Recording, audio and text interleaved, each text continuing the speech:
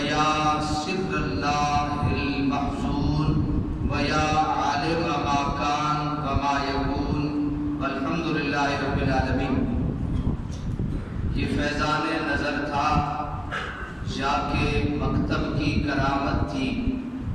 یہ فیضان نظر تھا، جا کے مکتب کی کرامت تھی۔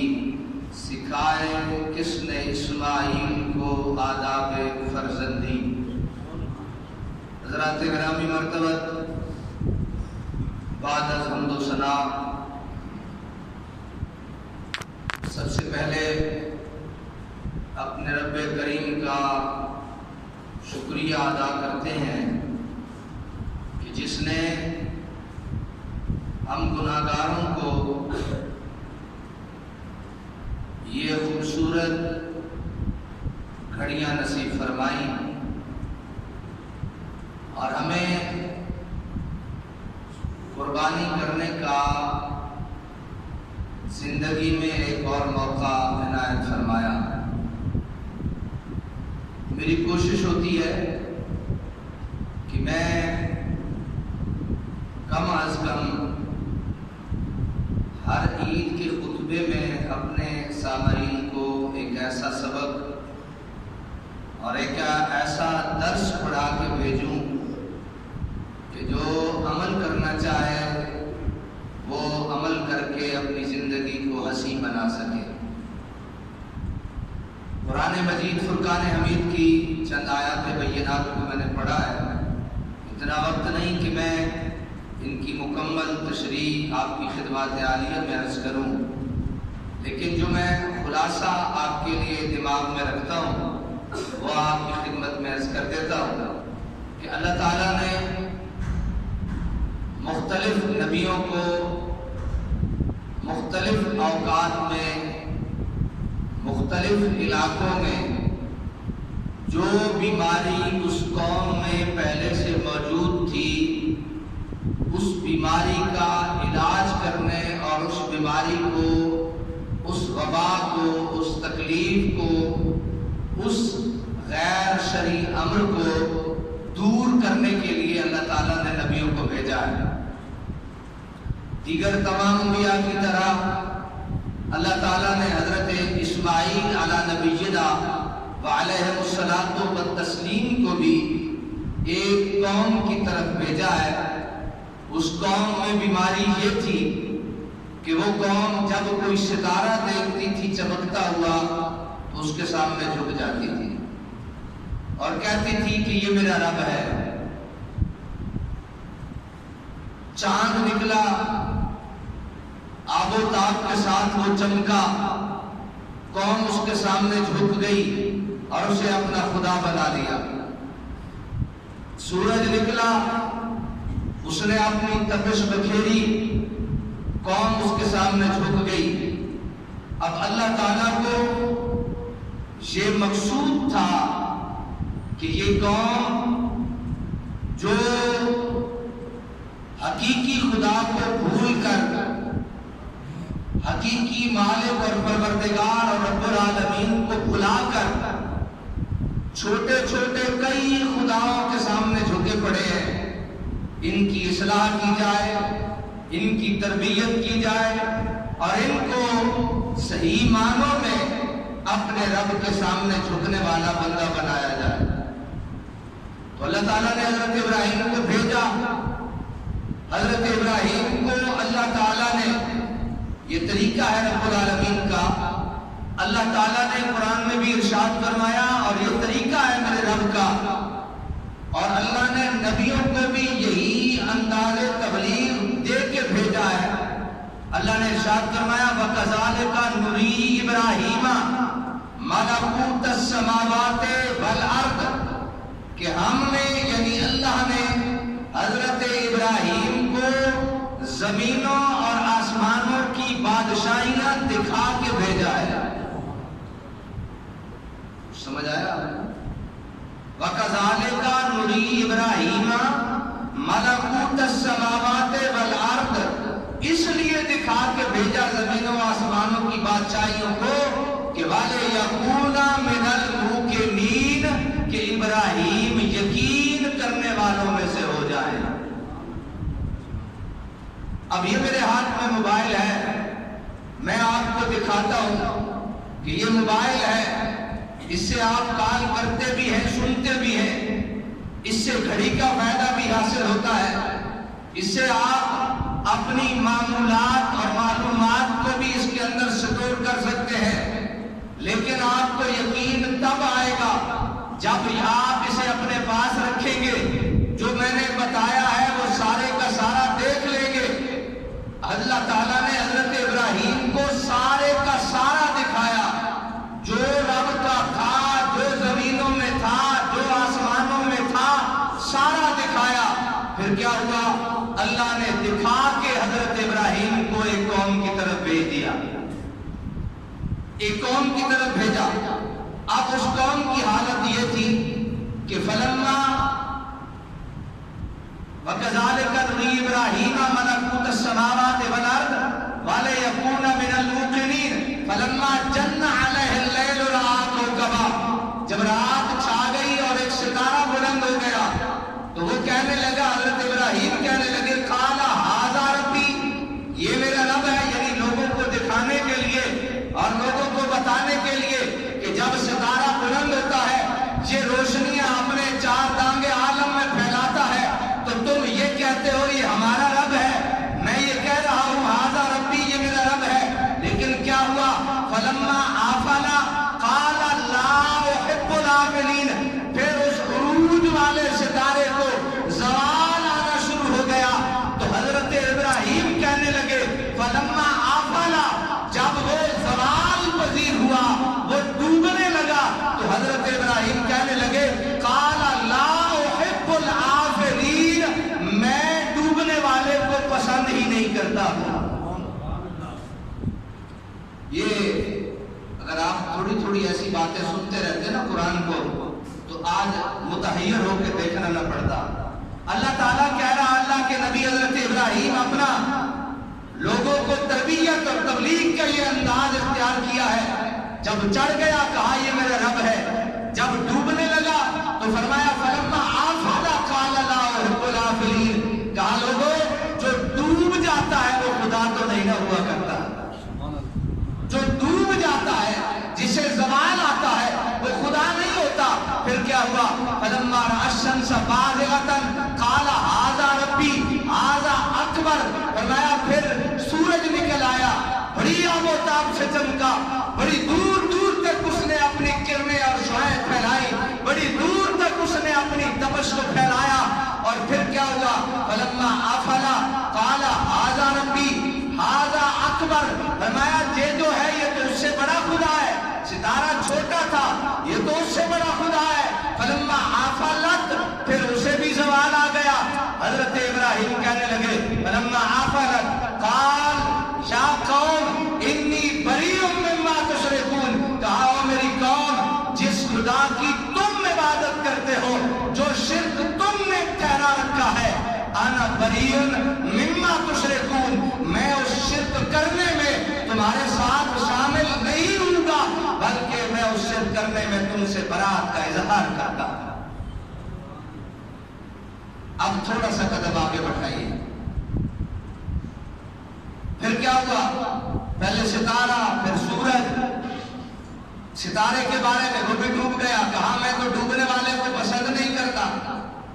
سورج نکلا، وہ بھی ڈوب گیا، کہا یہ شرک ہے۔ اور اللہ نے قرآن مجید میں شرک کے بارے میں کہا ہے کہ ان الشرک لظلم عظیم، یہ شرک بہت بڑا ظلم ہے۔ حضرات پھر تھوڑا اور آگے چلیے تو کیا ہوا؟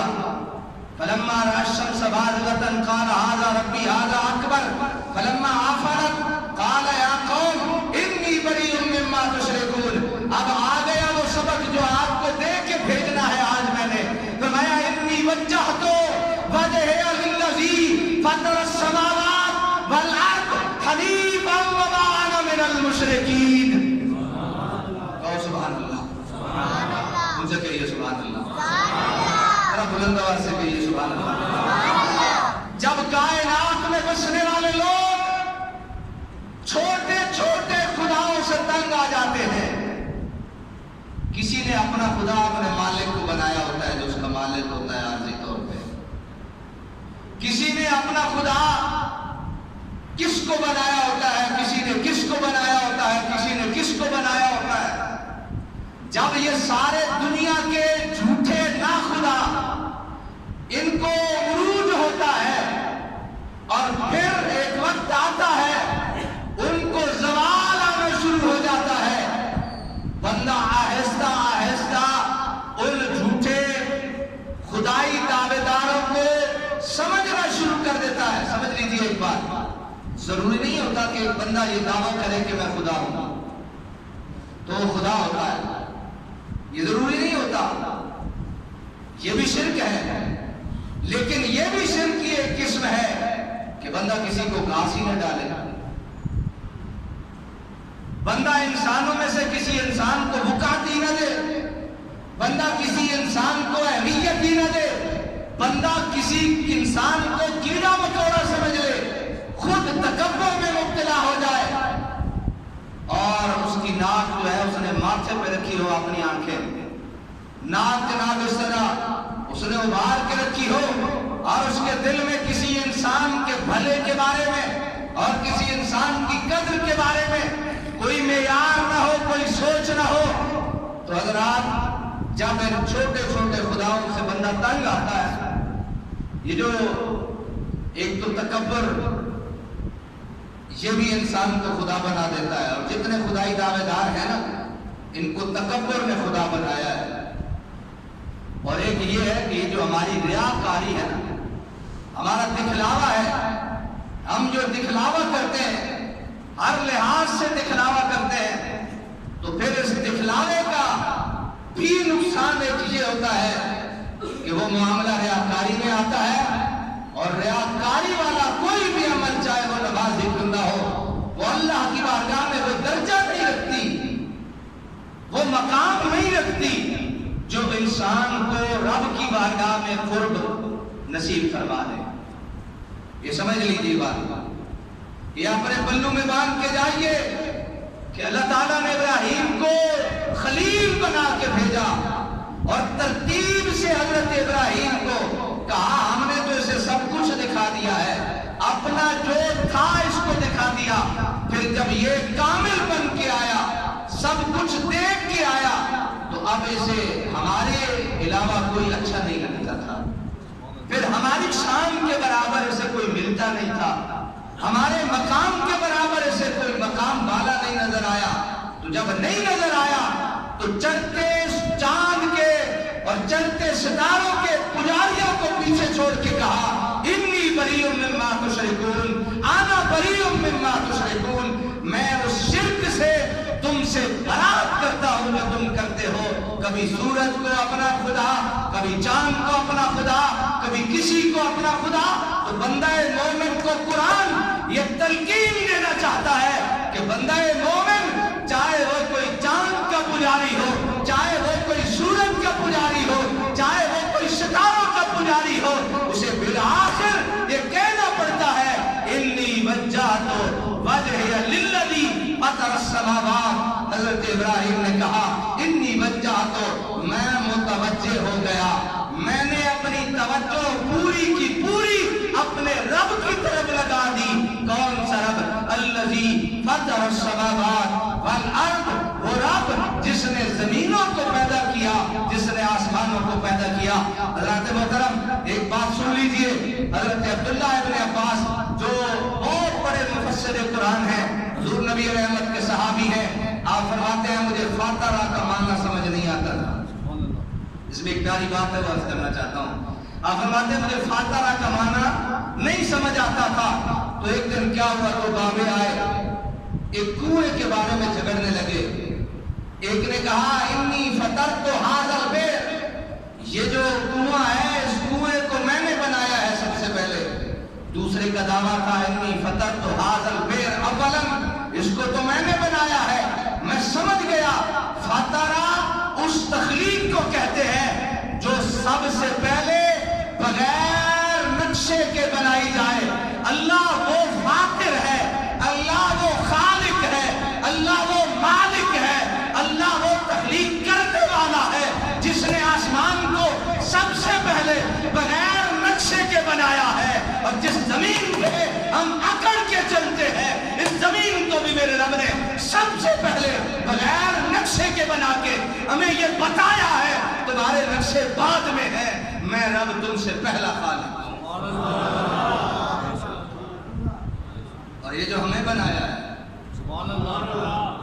یہ جو ہمیں بنایا ہے، یہ منہ پہ ہماری ناک کو سجایا ہے، پھر ہماری آنکھوں کے لیے اس کے پروٹیکٹر لگائے اور اس کی حفاظت کے لیے یہ اوپر والی ہڈی بھی سخت بنا دی، نیچے والی ہڈی بھی سخت بنا دی تاکہ کوئی تکلیف پہنچے تو فوراً جا کے آنکھ متاثر نہ ہو، کیونکہ آنکھ متاثر ہوگی تو دیکھنے کا پورا آلہ متاثر ہوگا۔ حضرات میں چھوٹی چھوٹی انسان کی تخلیق کی باتیں آپ کی خدمت میں عرض کروں، اللہ کی قسم اٹھا کے کہتا ہوں اگر آپ کے دل میں رتی برابر بھی ایمان ہوا آپ ساری کائنات اپنی تخلیق پہ اپنے رب کا شکریہ ادا کرتے ہیں۔ یہ وہ رب ہے جس نے بغیر نقشے کے آپ کو بنایا، مجھے بنایا۔ کس علاقے میں کالا رنگ دینا تھا، کس علاقے میں نے کالا رنگ بکھیرنا ہے، وہاں وہ کالا حسن بنا دیا۔ کہیں گورا رکھا ہے، وہاں گورا حسن بنا دیا۔ کسی کو ایک پاؤں یا ہاتھ سے معذور کر کے اس کو ذہنی صلاحیتیں اتنی دے دی ہے کہ بندہ مومن کو یہ وہ معذوری بھی معذوری محسوس نہیں ہوتی ہے۔ بندہ مومن اس زندگی میں اپنے وجود سے یہ سبق حاصل کر لے اور کہہ دے انی وجہتو انی وجہتو انی وجہتو انی وجہتو انی وجہتو وجہی للذی فطر السماوات والارض حنیفا حنیفا وما انا من المشرکین۔ رب العالمین تو نے مجھے بنایا، میرے نقشے بغیر مجھے بنایا، میرے نقشے کو پاس کیے بغیر بنایا، مجھے بغیر سوچے سمجھے تخلیق کیا، لیکن ایسا سونا بنایا، ایسا خوبصورت بنایا کہ میرے کالے رنگ کو بھی حسن بخشا، میرے گورے رنگ کو بھی حسن بخشا، میرے بڑے قد کو بھی حسن بخشا، میرے چھوٹے قد کو بھی حسن بخشا، اور کہہ دیا قرآن میں لَقَدْ خَلَقْنَا الْإِنسَانَ فِي أَحْسَنِ تَقْوِيمٍ۔ لَقَدْ خَلَقْنَا الْإِنسَانَ فِي أَحْسَنِ، مزہ آیا یا نہیں؟ آج کے بعد یہ سبق لے کے جائیے، کوئی کالا ہے تو تخلیق رب کی ہے،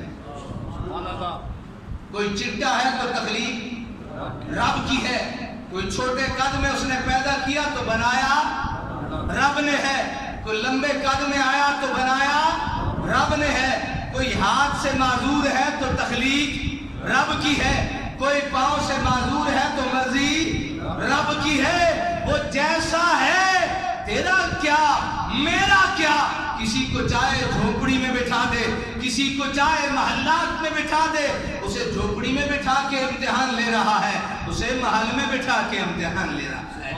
آپ کو ادھر بٹھا دیا، آپ کو مقتدی بنا دیا، مجھے مصلح نبوت کا وارث بنا کے مجھے یہاں آزما رہا ہے، آپ کو وہاں آزما رہا ہے، مجھے یہ علم دے کے آزما رہا ہے کہ تو نے علم کی صحیح معنوں میں انسانوں کی طرح تربیت کی ہے یا نہیں کی، اور آپ کو یہ بٹھا کے اس بات کے لیے آزما رہا ہے کہ تم نے ایک عالم دین کو اس کا وہ مقام دیا ہے یا نہیں دیا۔ رب العالمین کے اپنے انداز ہیں، وقت ہوتا تو میں آپ کی خدمات میں بہت کچھ عرض کرتا، لیکن چلو عید کے بندے 45 منٹ دینا سی 47 پڑھی کرتے۔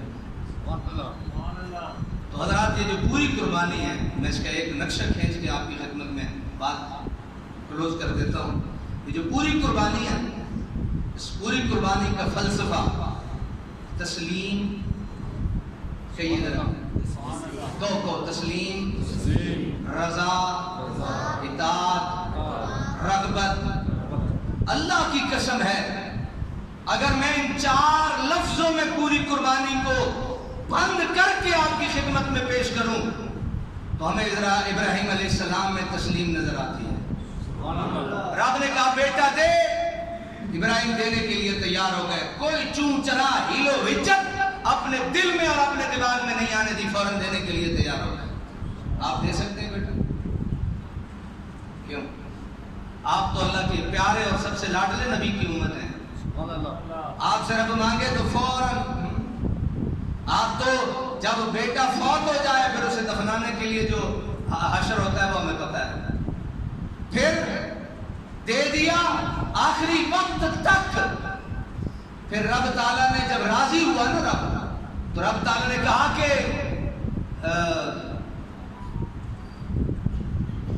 وَكَذَلِكَ نَجْزِي الْمُحْسِنِينَ، ہاں قد صدقت الرؤیا، ابراہیم حقیقت تو بعد کا رتبہ اور درجہ ہے.